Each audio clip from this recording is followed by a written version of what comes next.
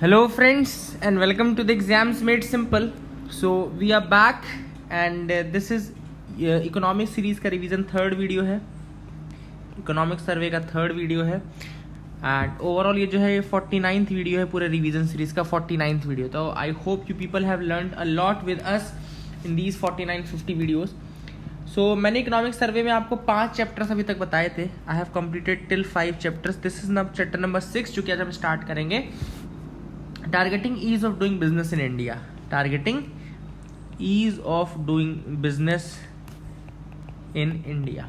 ठीक है, तो सबसे पहले मैं बात कर लेता हूं आपको ईज ऑफ डूइंग बिजनेस की, जिसके ऊपर पूरा एक चैप्टर दिया गया है. तो अपन देख लेते हैं ईज ऑफ डूइंग बिजनेस जो है इंडेक्स निकालता है. किसके द्वारा निकाला जाता है? वो वर्ल्ड बैंक द्वारा निकाला जाता है. ठीक है, तो वर्ल्ड बैंक आपका एक ease of doing business index निकालता है. टोटल 10 पैरामीटर्स लिया जाते हैं इसके अंदर. अभी जो रैंकिंग निकल रही है वो 10 पैरामीटर से निकल रही है. हालांकि इस बार 2 पैरामीटर्स एक्स्ट्रा थे बट उनका रैंकिंग में नहीं यूज किया गया था. तो 10 पैरामीटर्स कौन कौन से हैं? पहला है स्टार्टिंग अ बिजनेस. ठीक है ना. दूसरा है आपका dealing with construction, dealing with construction permits. ठीक है. तीसरा है आपका इलेक्ट्रिसिटी अवेलेबिलिटी.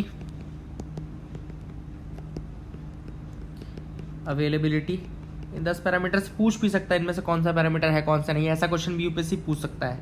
फोर्थ है प्रॉपर्टी रजिस्ट्रेशन. इसलिए मैं आपको सारे एक साथ बता रहा हूँ क्योंकि पूछ सकता है यूपीएससी इस क्वेश्चन को. Property registration. फिफ्थ है आपका क्रेडिट अवेलेबिलिटी. क्रेडिट अवेलेबिलिटी कैसी है आपकी कंट्री में. ठीक है.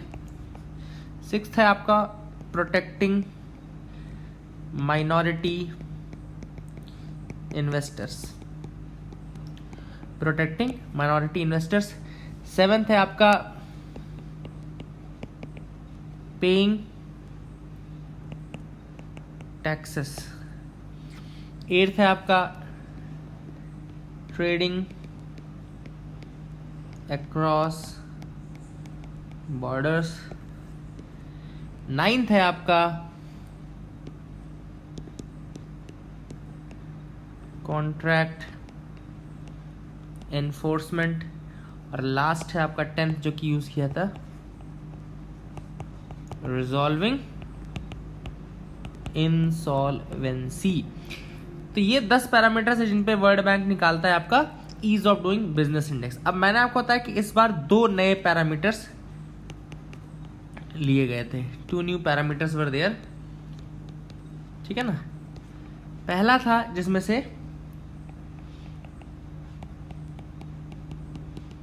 एम्प्लॉइंग वर्कर्स,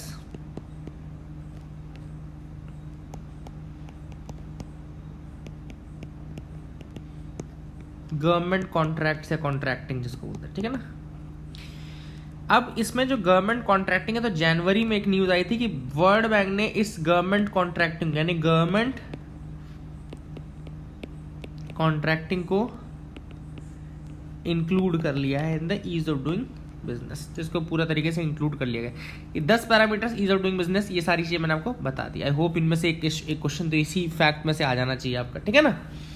अब जो सर्वे की बात करते हैं, अभी तो ये बेसिक फैक्ट्स हो गए.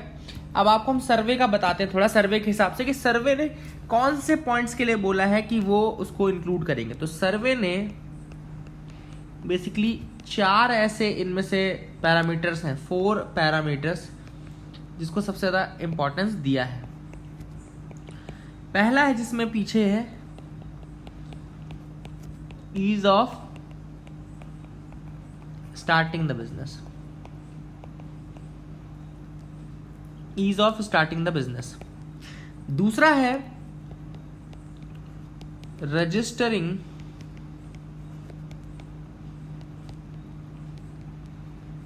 प्रॉपर्टी. तीसरा है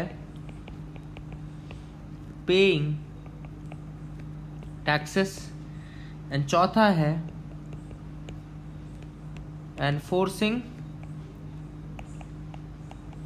कॉन्ट्रैक्ट्स.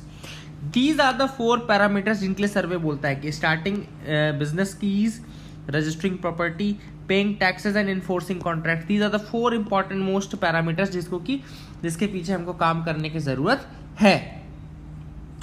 सर्वे एक चीज और बोलता है कि सबसे बड़ा जो चैलेंज है, द बिगेस्ट चैलेंज जो कंपनीज फेस करती हैं, तो biggest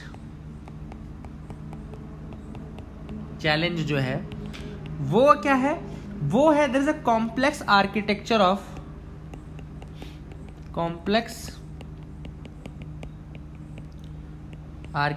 of the Indian governance framework.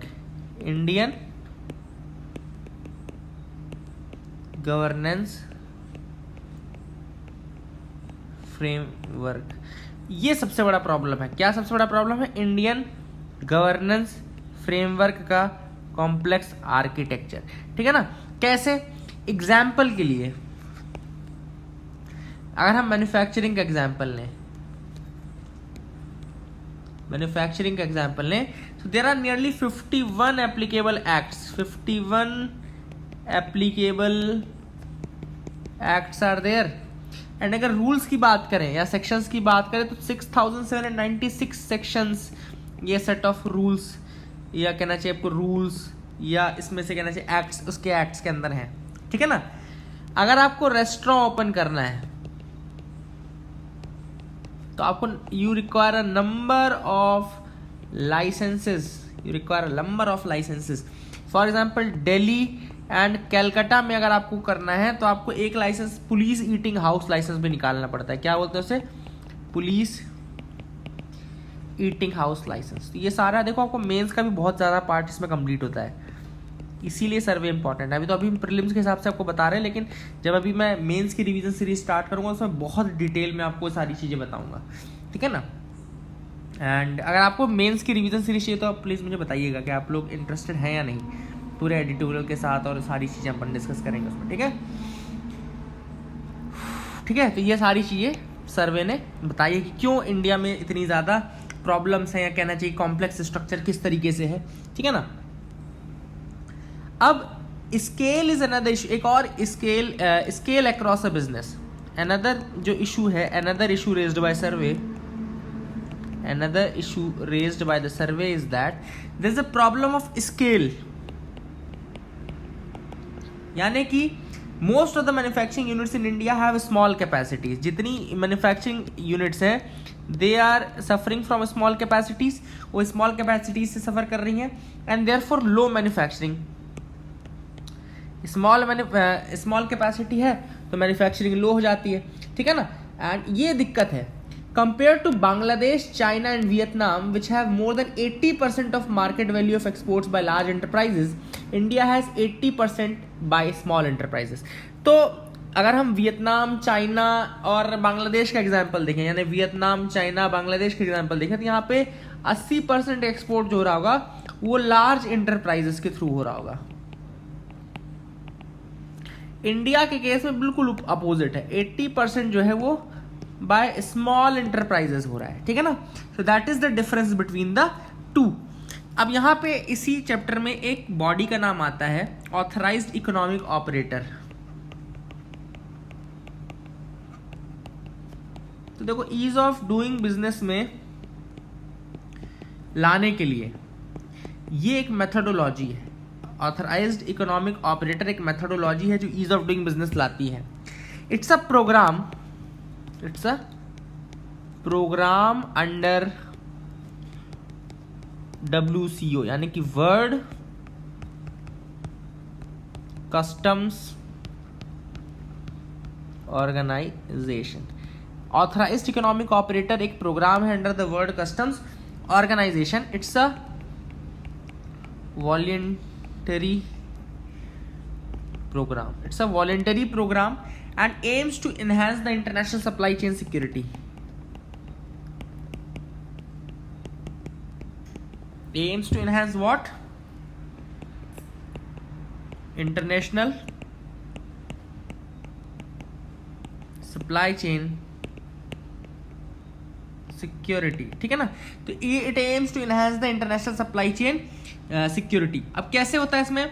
अगर किसी को इंटरनेशनल ट्रेड करना है तो उसको AEO स्टेटस लेना पड़ता है। तब बेसिकली तो ये क्या करता है, it enables Indian customs to enhance and streamline the cargo security through close cooperation with the principles of the international supply chain. तो इंटरनेशनल सप्लाई चेन के थ्रू जब वो वेरीफाई हो जाता है तो फिर ये कस्टम्स को हेल्प करता है basically to streamline the cargo security. Cargo security में ये फिर मदद करता है। तो ये आपको ऑथराइज्ड इकोनॉमिक ऑपरेशन के बारे में वर्ल्ड कस्टम्स ऑर्गेनाइजेशन के अंदर का आता है, ये भी आपको बता दिया मैंने, ताकि इसलिए बताया क्योंकि अगर आपको यूपीएससी एईयू के बारे में भी पूछ सकता है तो वहाँ आपको पता होना चाहिए, ठीक है ना, ये आपको याद रखना है चीज़ें। Let me open the PIB part also, कुछ पीआईबी में तो ऐसी कोई न्यूज़ नहीं थी जो इंपॉर्टेंट हो, तो वहाँ पे कुछ रैंकिंग के बारे में, ईज ऑफ डूइंग के बारे रैंकिंग के बारे में दिया था। जैसे कि रैंकिंग हमारी 2014 में अगर देखें वो हमारी रैंकिंग थी 142, ठीक है ना। फिर हमारी रैंकिंग अगर हम 2019 में देखें तो हमारी रैंकिंग थी 63, मतलब कि 63rd पोजीशन पे हम आ गए in 2019 from 142 in 2014। India 4 parameters मैंने आपको बता दी, starting business, registering property, paying taxes, enforcing contracts में पीछे चल रहा है। अब what are the suggestions,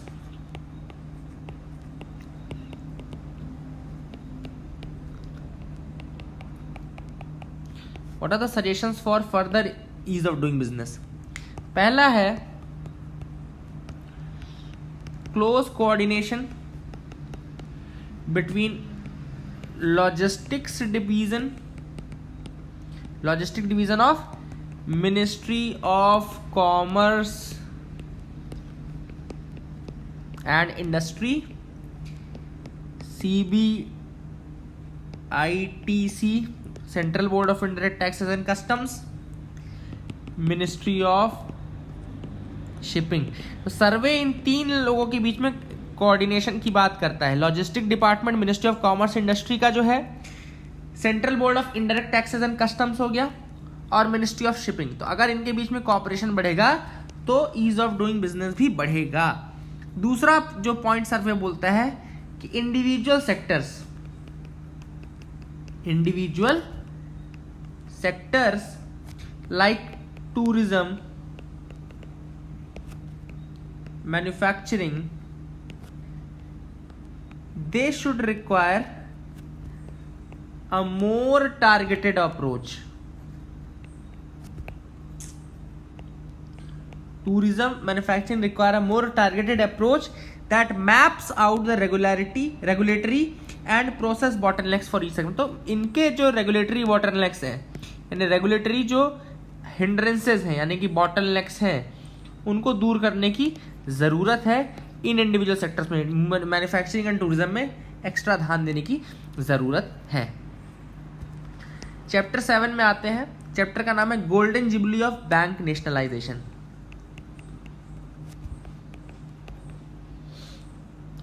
golden jubilee of bank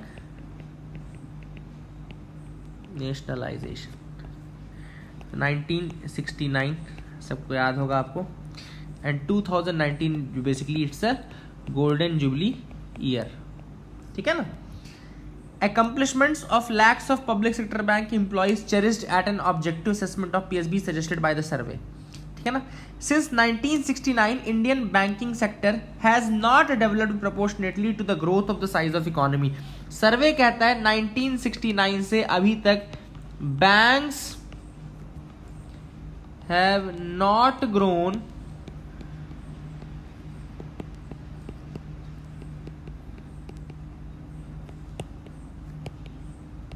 in proportion to the economy, ठीक है ना।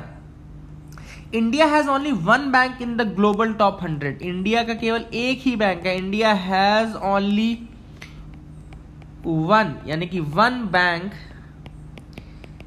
इन ग्लोबल टॉप 100। टॉप 100 में same as countries that are a fraction of its size, मतलब कि फिनलैंड जो है वो 1/11 साइज का है इंडिया के, डेनमार्क 1/8 साइज का है, तब भी इनके एक एक बैंक आ जाएंगे टॉप 100 में। लेकिन इंडिया का इतना ज़्यादा साइज का होने के बाद भी केवल एक बैंक है जो कि टॉप 100 में आता है। A large economy needs an efficient banking sector. एक लार्ज इकोनॉमी को उसके प्रोपोर्शनल ही एक बैंकिंग सेक्टर चाहिए, एक अच्छा बैंकिंग सेक्टर चाहिए, ठीक है ना। A large economy needs a great banking sector as well.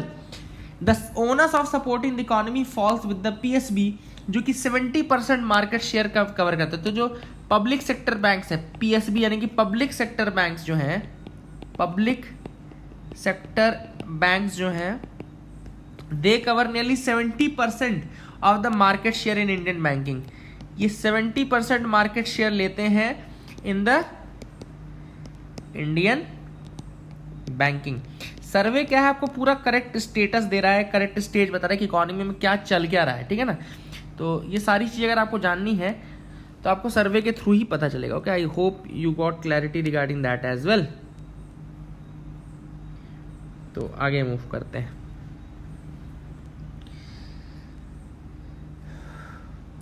इसके अलावा सर्वे क्या ऑब्जर्व करता है, PSBs are inefficient compare to their peer groups on every performance parameter.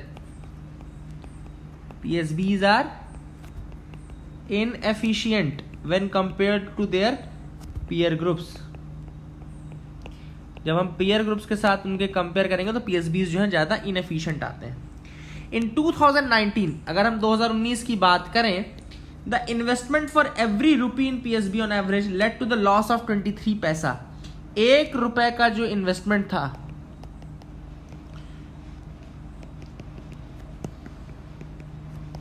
that led to a 0.23 rupees, यानी कि 23 पैसे लॉस था वो, ठीक है ना।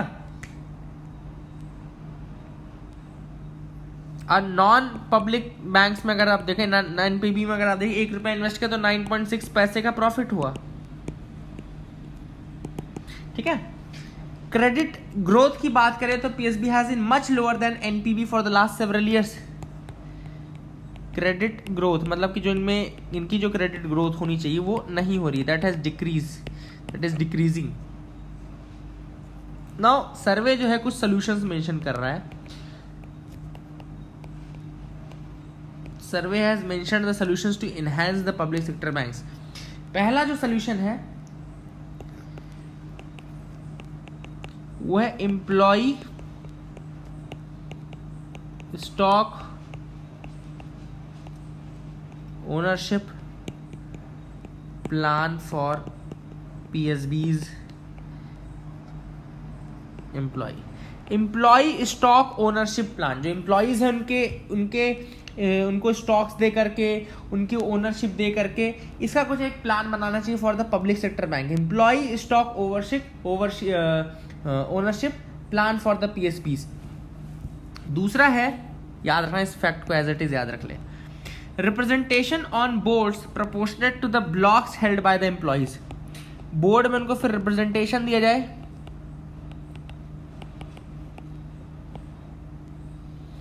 बोर्ड में रिप्रेजेंटेशन दिया जाए to the stocks held proportionate लिख देते हैं, समझ में आ जाएगा, proportionate to the stocks held by the employ. तो पहला तो इसको ओनरशिप देने का काम करें, एम्प्लॉय स्टॉक ओनरशिप प्लान बनाएं, देन रिप्रेजेंटेशन ऑन बोर्ड्स दें on proportionate to the blocks, ठीक है ना। Then creation of a GSTN type entity, creation of a GSTN type entity. तो GSTN जैसी एक एंटिटी बनाने के लिए काम करें, that will aggregate the data from all the PSBs, जो कि क्या करेगा, एग्रीगेट करेगा डेटा को from all the PSBs, aggregate data from all the PSBs, है ना। And big data, artificial intelligence, ये सारी चीजें करने के लिए उसको काम करेगा, ठीक है। तो आपको मैंने ये बता दिया। तो यहाँ के साथ, इस चीज के साथ ये चैप्टर भी एंड होता है कि क्या सॉल्यूशंस है बैंकिंग की, हमने बात की सारी चीजें। अब मैं आपको कुछ एक्स्ट्रा जैसे कि ऐसी चीजें बताना चाहता हूँ जो कि इकोनॉमी के करंट अफेयर्स में न्यूज़ में थी, है ना, ताकि अपना वो वाला पोर्शन भी कंप्लीट करना है। सिर्फ सर्वे तो नहीं करना है, ऐसा तो नहीं कि सिर्फ सर्वे करते रहना अपने को। तो अब स्टार्ट करते हैं हम थोड़ा सा इम्पॉर्टेंट चीज़ें भी, है ना। तो ये अब तो आपका इकोनॉमिक सर्वे वाला पार्ट हो गया, ठीक। थोड़ा सा मैं आपको कुछ टॉपिक्स आपके वही बता देता हूँ।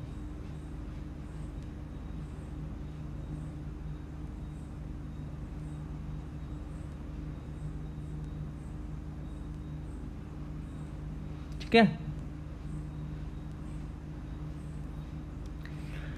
चलो लेट्स स्टार्ट दैट ऑल्सो, ताकि आपका कुछ कुछ पार्ट इधर का होता रहे। तो कृषि विज्ञान मेला, कृषि विज्ञान केंद्र कॉन्फ्रेंस लॉन्च की गई थी सॉरी 11th कृषि विज्ञान केंद्र कॉन्फ्रेंस जो हुई थी लेटेस्ट, 11th कृषि विज्ञान केंद्र कॉन्फ्रेंस हुई थी न्यू दिल्ली में। The Krishi Vigyan Kendra means farmer science centres to focus on small and deprived farmers. तो ये फोकस करते हैं किस पे? Small and the deprived farmers. Krishi Vigyan Kendra होते क्या है? Krishi Vigyan Kendra, what are these? So they are basically created by the Indian council of agriculture research. इनको ICAR क्रिएट करता है। क्रिएशन इनका कौन करता है? क्रिएशन इनका करता है ICAR, Indian council of agriculture research, Indian council of agriculture research. Okay, the first कृषि विज्ञान केंद्र जो था वो स्टैब्लिश हुआ था 1974 में। फर्स्ट स्टैब्लिश्ड इन 1974, पूछ सकता है आपसे, याद रखिएगा 1974 में। These centres provide basically different types of farm supports. Basically they provide farm support, ठीक है ना, याद रखिएगा। कृषि विज्ञान मेला भी लॉन्च किया जाता है, इसीलिए इसी के अंतर्गत कृषि विज्ञान मेला भी लॉन्च किया जाता है। तो ये भी आपको मैंने बता दिया। आई hope you got clarity regarding that.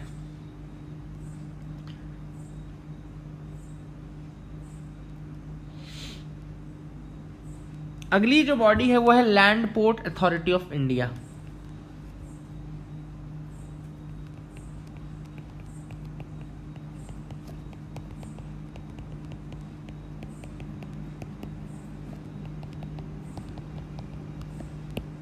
Land port authority of India. So March 2 2020, March 2 2020, the 8th foundational day of the land port authority. 8th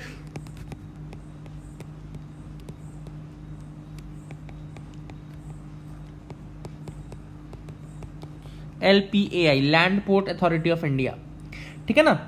अब जो बेसिकली लैंड पोर्ट अथॉरिटी का काम क्या है? बेसिकली ये रिस्पॉन्सिबल है for managing the border infrastructure. अब सबसे इंपॉर्टेंट चीज यही है,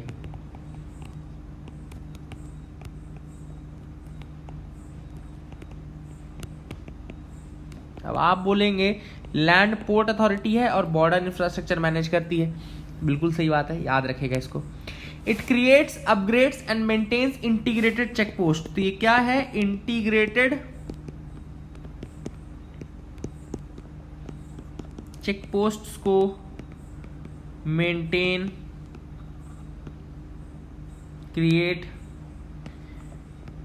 अपग्रेड, ये सारे काम इंटीग्रेटेड चेक पोस्ट में करती है, ठीक है ना। अगर आपसे कोई पूछे कि inland customs port, inland customs port हो गया, या आपका करतारपुर साहिब कॉरिडोर, करतारपुर साहिब कॉरिडोर, ये तो इंपॉर्टेंट है ना। ये किसने कंस्ट्रक्ट किया? तो land port authority of India ही उसका नाम आएगा, ठीक है ना। तो इसलिए काफी ज्यादा इंपॉर्टेंट है ये। तो इसका statutory body, it's a what? Statutory body, and it was established under the Land Port Authority of India Act 2010। 2010 में 10 का एक्ट है, सॉरी 2010 का एक्ट है, and it functions under MHA, ministry of home affairs के अंतर्गत काम करता है। देखो बहुत सारे पॉइंट मिल गए इसके लिए। Land port authority of India 2010 के अंदर बना था, इसलिए एक ऐसी बॉडी है कि स्टैट्यूटरी बॉडी है, किसके अंदर काम करता है, MHA के अंदर काम करता है, मिनिस्ट्री ऑफ होम अफेयर्स के अंदर। Responsible for managing border infrastructure है, इंटीग्रेटेड चेक पोस्ट को मेंटेन क्रिएट ये सारे काम करता है। कस्टम्स पोर्ट और इनलैंड कस्टम पोर्ट और करतारपुर साहिब कॉरिडोर का कंस्ट्रक्शन भी किसने किया है, वो इसी ने किया है। तो ये मैंने आपको बता दिया, ठीक है ना, याद रखिएगा। Which is the first country, question आपके लिए है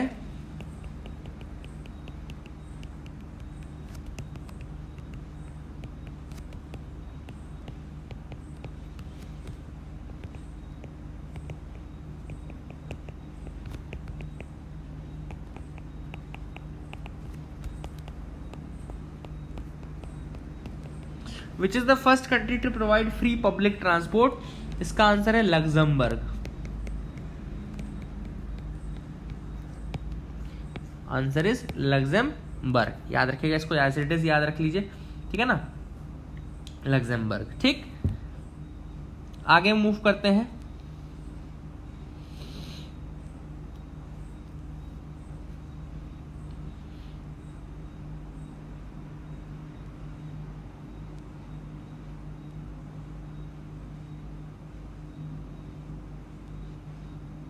ठीक है, अगली जो न्यूज है, mineral law amendment bill has been passed in the Lok Sabha. Mineral law amendment, तो ये भी कुछ इंपॉर्टेंट नहीं था यहां पे, आगे मूव करते हैं।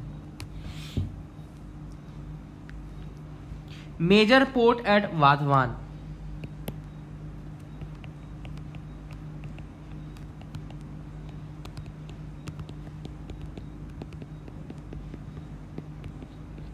Major port at Wadhawan.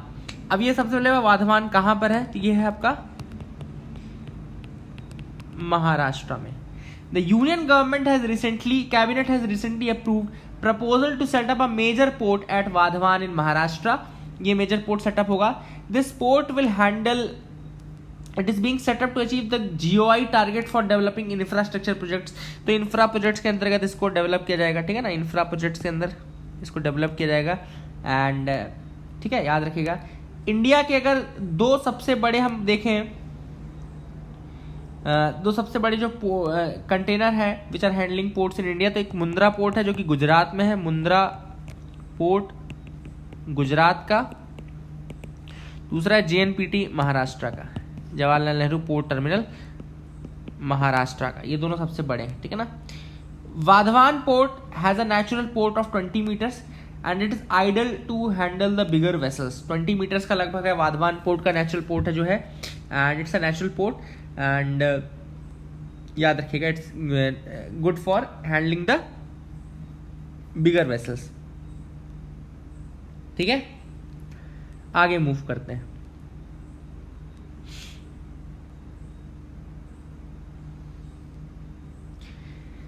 मीस scheme to be replaced with RoDTEP scheme. ये मैंने आपको 2-3 दिन पहले करंट अफेयर्स में ही बताया था कि मीस जो स्कीम है उसको रिप्लेस करके क्या किया जाएगा, रिप्लेस्ड बाय 2021 में होगा ये, ठीक है। मीस क्या है बेसिकली, स्कीम क्या थी, मीस इज मर्चेंडाइज एक्सपोर्ट, मतलब कि मर्चेंडाइज एक्सपोर्ट के लिए एक स्कीम थी and it was basically export incentive between 2 to 5% का ये प्रोवाइड करता था। एक्सपोर्ट इंसेंटिव,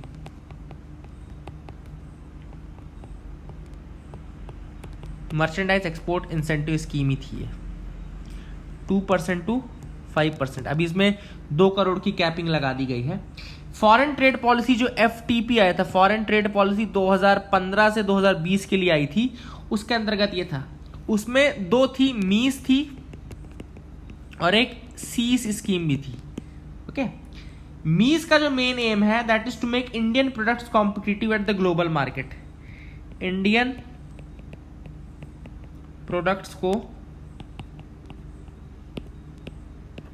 कॉम्पिटिटिव बनाना, कहां पे, ग्लोबल मार्केट में। अब इसी कारण से मीस के अगेंस्ट क्या किया, यूनाइटेड स्टेट्स ऑफ अमेरिका ने केस कर दिया, कहां पे, WTO में केस कर दिया। इंडिया केस हार गया।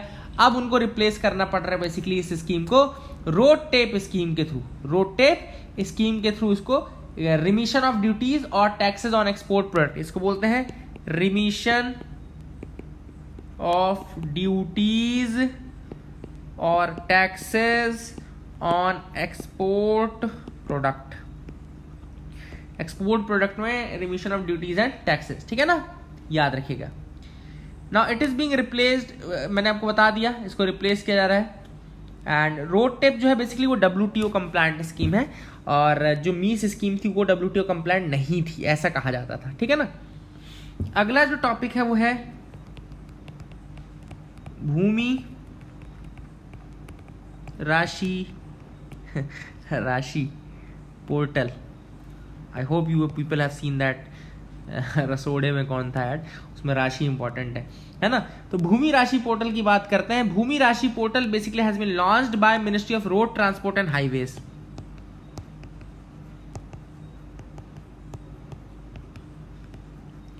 कौन सी मिनिस्ट्री है? Ministry of road transport and highways. Basically it is there for providing transparent and free error free land acquisition. Transparent and error free land acquisition, तो ये इसके लिए है। The portal aims to provide links between the implementing authorities. कौन कौन सी authorities? जो NHAI हो गया आपका, national highway authority of India, plus आपका स्टेट PWD हो गया, प्लस आपका NHIDCL हो गया, यानी कि national highway and infrastructure development company limited हो गया। इन सबको ये ज्वाइन करेगी।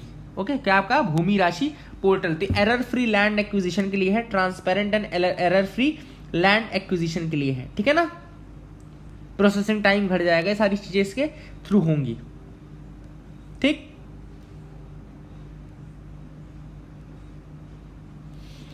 सो आई थिंक आज के लिए हम इसको खत्म कर सकते हैं, काफी ज्यादा चीजें हमने देख ली हैं। So that is it for the day for today and